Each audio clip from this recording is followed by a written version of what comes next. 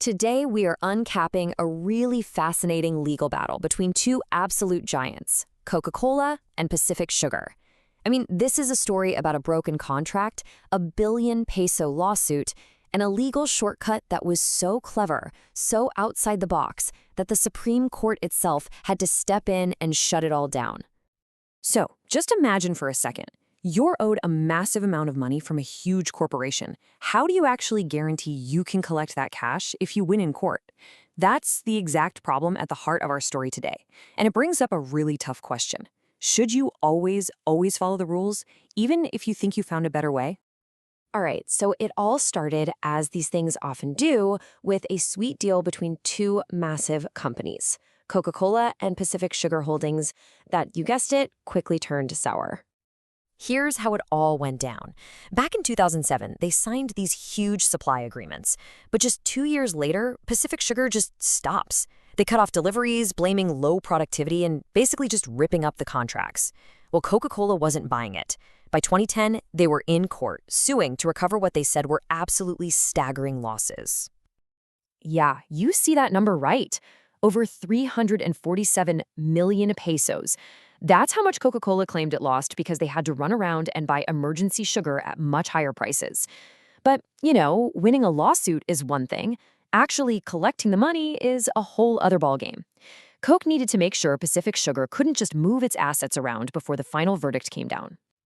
So Coca-Cola decides to make a preemptive strike. Their goal was simple: freeze Pacific Sugar's assets before the trial was even over.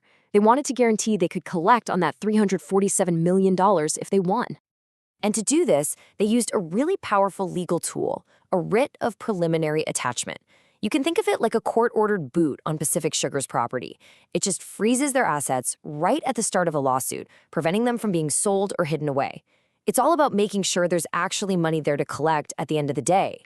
But, and this is a huge but, to get this writ, Coca-Cola had to do something pretty incredible themselves. They had to put up their own 347 million peso bond. This was basically an insurance policy for Pacific Sugar, just in case Coke was wrong and the lawsuit was bogus.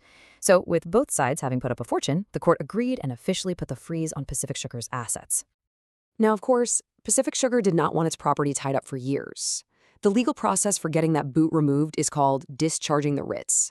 But here's the key part. The law is incredibly specific about how you're allowed to do this. According to Rule 57 of the Rules of Court, you have exactly 2 options. That's it. 1, you can swap out your frozen assets for a different kind of security, like a cash deposit or a special insurance policy called a counterbond. Or 2, you can argue that the whole attachment was legally flawed from the very beginning. That's it. Those are the only 2 doors. But Pacific Sugar, they decided to try and build a third door. And this is where things get really interesting. Instead of using one of those 2 legal doors, Pacific Sugar got creative and tried to make their own. So, here was the core of the fight. The law explicitly required a counterbond, but Pacific Sugar offered something totally different, a standby letter of credit from a bank. They argued, hey, it's just as good. It's a guarantee of payment. Coca-Cola immediately fired back, no way. That's not what the rulebook says. And shockingly, the regional trial court actually agreed with Pacific Sugar. The judge believed this letter of credit was actually better for Coca-Cola, arguing that they could just go collect the money directly from the bank. The court prioritized what it saw as a practical, more favorable outcome over the strict letter of the law. And this decision, well, it set the stage for a major legal showdown. But the drama wasn't over. As Coca-Cola appealed this very decision, the trial judge made another controversial move. One that could be seen as a major procedural foul.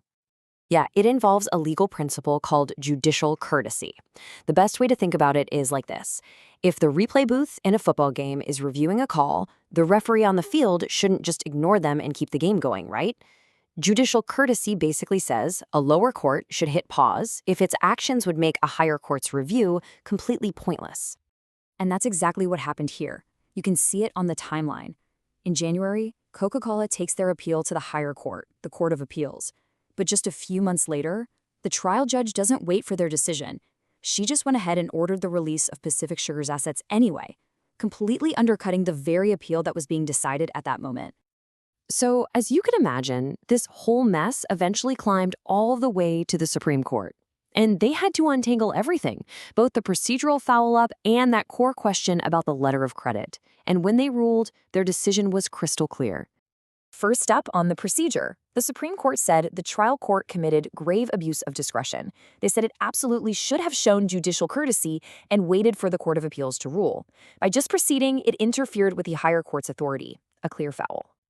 Okay, now for the main event, that letter of credit. The Supreme Court said it was absolutely not a valid substitute. And why? Well, it all comes down to a really important legal difference between a surety and a guarantee. A counterbond is a surety. That's like having a cosigner on a loan. If the main person doesn't pay, the bank can come straight to the cosigner. Easy. But the letter of credit was a guarantee. That's like saying, look, try to get the money from him first, exhaust all your options, sue him, and only if you completely fail after all that, then you can come talk to me. It's a much weaker, much more complicated promise. So the Supreme Court's final ruling was a total win for Coca-Cola.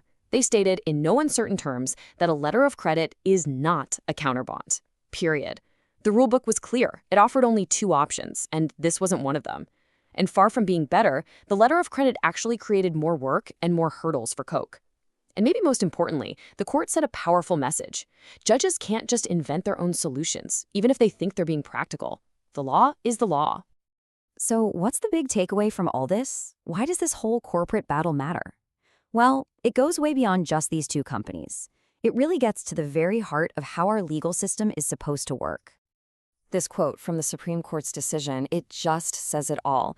The trial court supplanted the law. It means it created a new remedy completely out of thin air.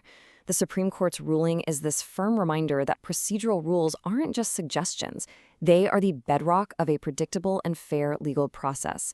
They ensure that everybody, from the smallest person to the biggest corporation, plays by the same rulebook. Which leaves us with one last question to think about.